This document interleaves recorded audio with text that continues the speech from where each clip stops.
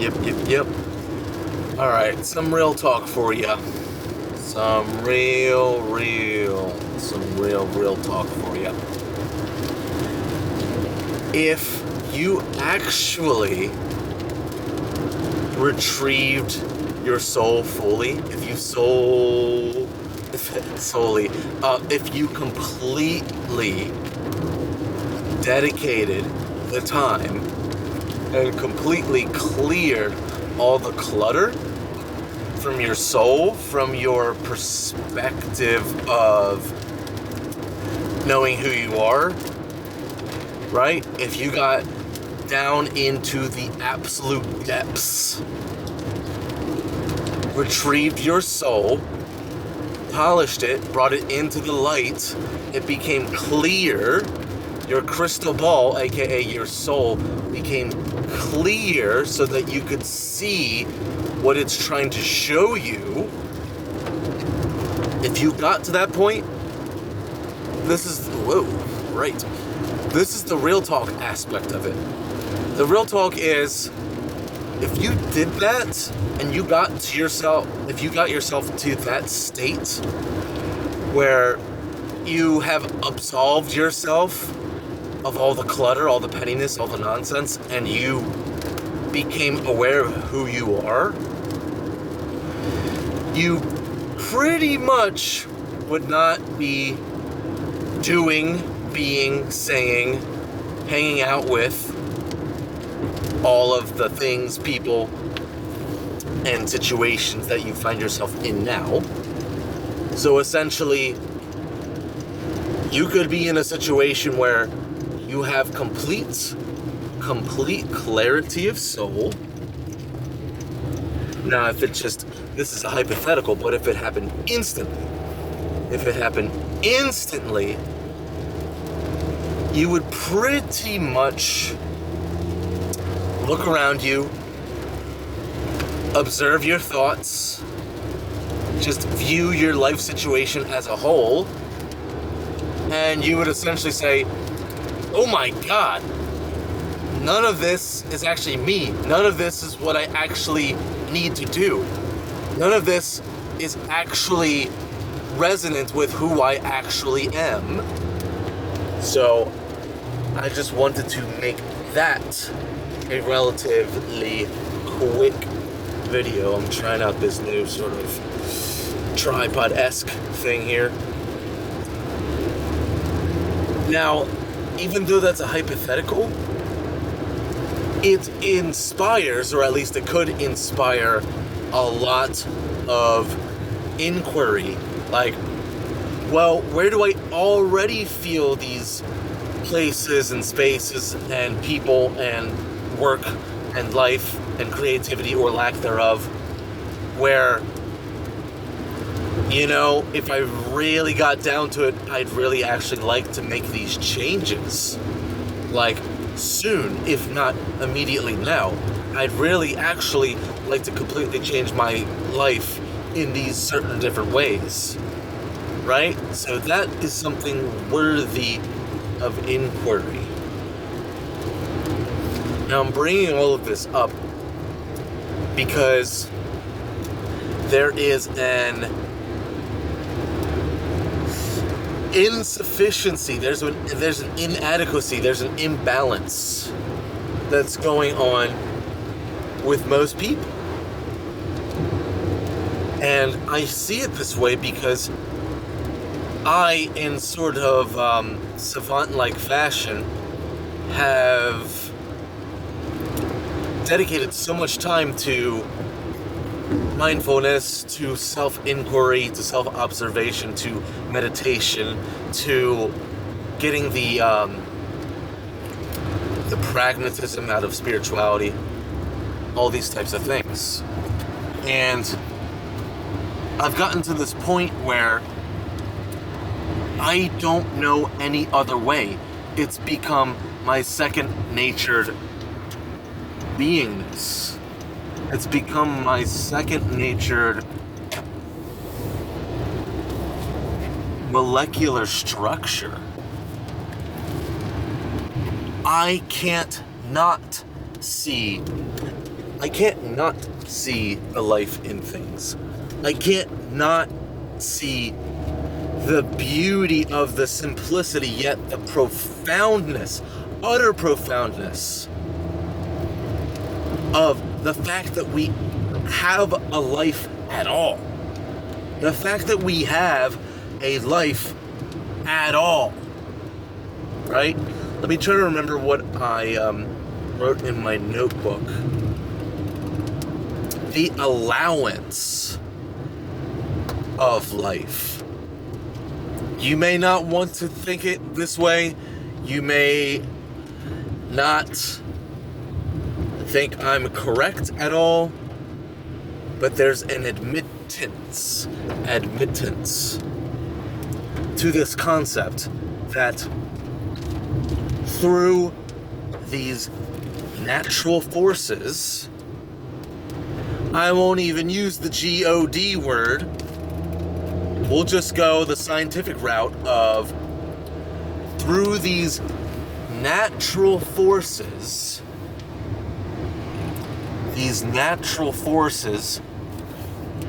in lockstep, in symbiotic nature, in sheer design, we are allowed to be alive and stay alive. Let that sink in a little bit. Sink into that, right? SYNC. Sink into that.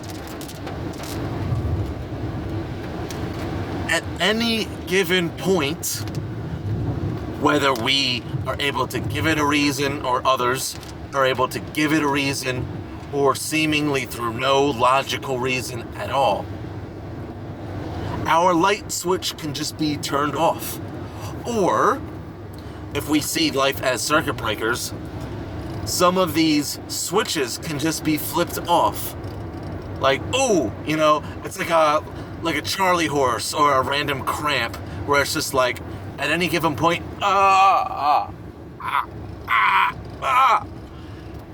life can hit us with these types of things. And yeah, our initial reaction can be like,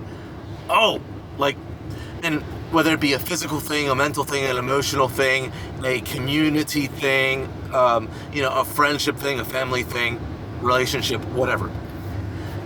There could be this random switch being flipped, a fuse being blown, so to speak, and a very natural initial reaction can be, oh, dang, this is terrible, this is super uncomfortable, etc., etc.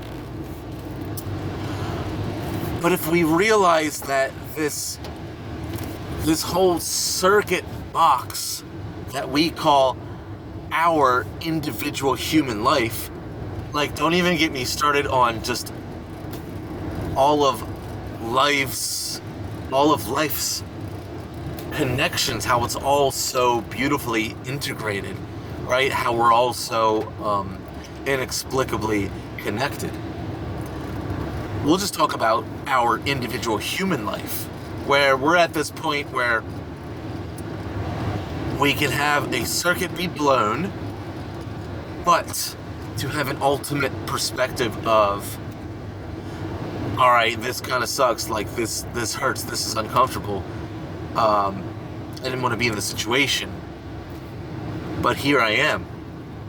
And every situation is different, right? So in the moment, give it time, give it its care and attention, give it what it needs. And then a little bit during, but a whole lot after the fact, or the facts, or the events, etc. Just reflecting on it.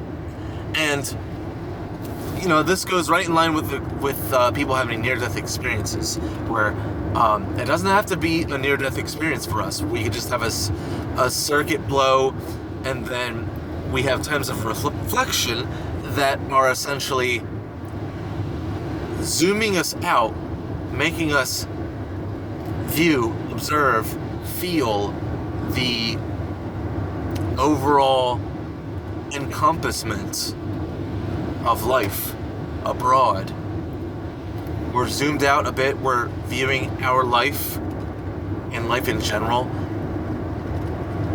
in awe, maybe with a hint of sadness, maybe with a hint of anger or longing or yearning or confusion or mystery, but just in awe. Like,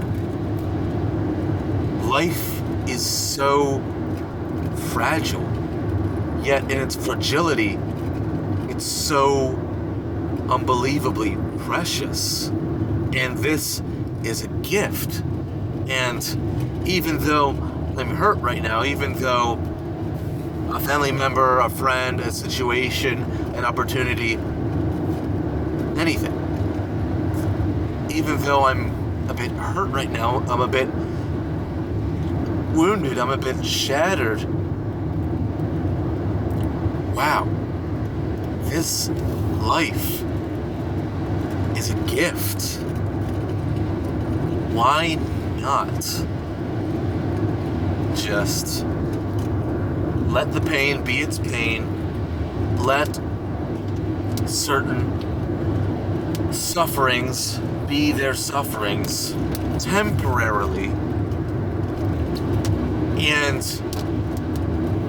let me just, in the power that I have to muster, let me muster up enough power to just reflect that I'm even alive, and that this opportunity is so vast, is so deep, is so profound. I don't want to squander this opportunity. I don't want to make things wrong. I want to make things right, in the sense of whether it be making amends to people, places, things, to yourself, but just being humbled and saying and emoting, just feeling these things along the lines of, man, if I'm given another chance, if I'm given another chance at life, at this, at that, at whatever, if I'm given another chance, and we are, if I'm given another chance, I want to do it right. I want to do it right. I want to do it better. I want to do it right. I want to do it better. I want to do it in a way where I'm more present, I'm more here, I'm more thankful that I even have this life.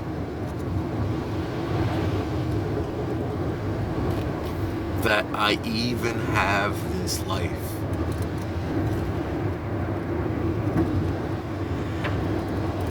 And the fragility, the timeliness of it all, we can go to the opposite extreme at times, being a little frantic in terms of the timeline, like, oh, life is so short, I gotta make the best of it. I gotta make the best of it. I gotta make a bucket list. I gotta do all these things. Gotta do all these things today, or this week, or this month, or this year, or in my life. Gotta do all these things. Well, guess what? Like I mentioned, even that turns into an extreme, turns into something that's unhealthy. So therefore, finding that balance of being reflective and then naturally in awe that you're even alive, and then finding the balance where you're thankful, you're humble, but not frantic. You're thankful, you're humble, and you are trusting yourself, you're feeling it out, you're being guided. You want to call it the soul, you want to call it the intuition, you want to call it God, you want to call it nature, you want to call it the universe, whatever. You are being guided in a matter of listening for balance.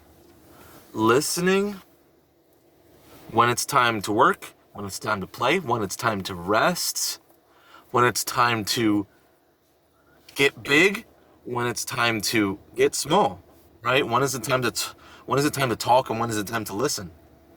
All things in their due time.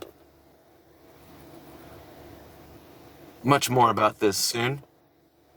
I've given plenty to think about, feel about, do about, and be about.